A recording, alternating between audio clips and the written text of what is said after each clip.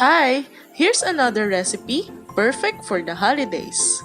Ube rolls with cream cheese frosting. The ingredients and procedures are the same as the making of cinnamon rolls, but we will use a different filling, which is ube halaya. Just pause the video if you need more time to read the ingredients.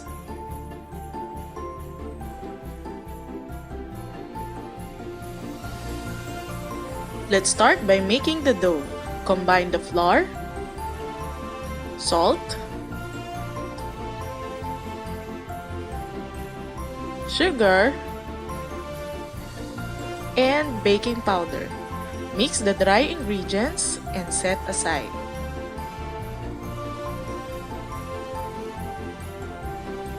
Then mix all the wet ingredients together except the oil. Add also the other measure of sugar and the yeast, and let the yeast activate or foam up. That will take about 5 to 10 minutes.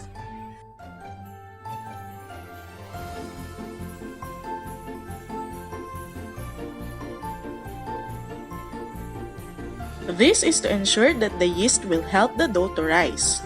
When the yeast is ready, add the oil and then the dry ingredients. Mix just until everything is incorporated and be ready for kneading.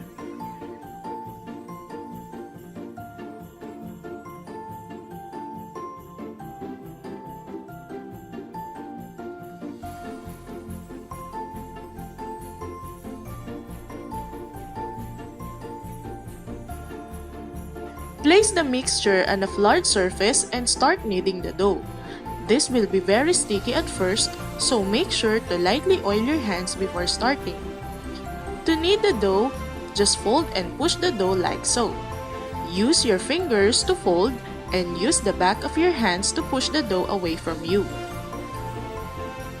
Dust the dough with extra flour to prevent the dough from sticking to your hands. Knead the dough for 15 to 20 minutes or until this gets smooth and elastic.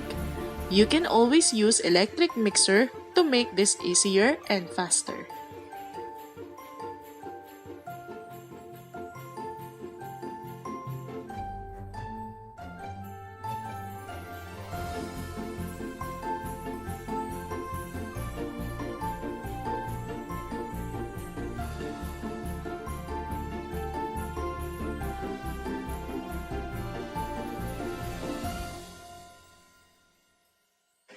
Then place the dough in a container brushed with oil.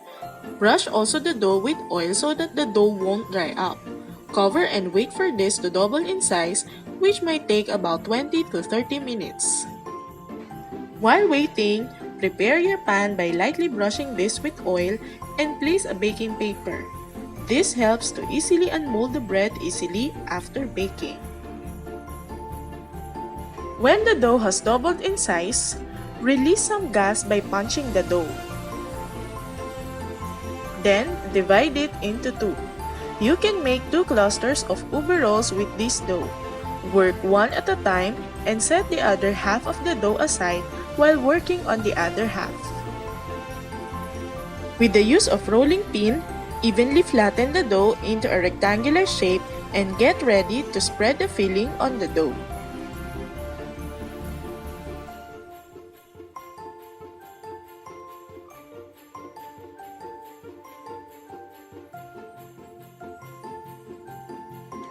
Spread the margarine and ube halaya on your dough.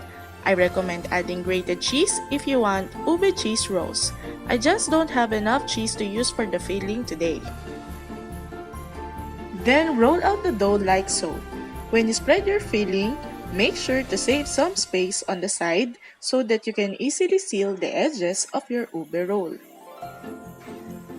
Here, I divided my dough to 9 pieces and arranged this on my pan. I let the dough rise again for about 10 minutes and this is ready for baking at 350 degrees Fahrenheit for 15 to 20 minutes. While the ube roll is baking, prepare the cream cheese frosting by combining all the ingredients together. The consistency of the frosting will depend on the amount of milk. More milk means thinner frosting, so adjust the milk according to your preference. Add the milk 1 tablespoon at a time.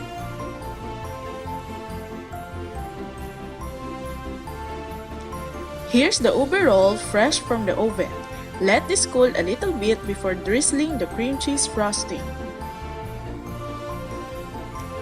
Then, grate some cheese. And we're done! Enjoy the holidays, everyone!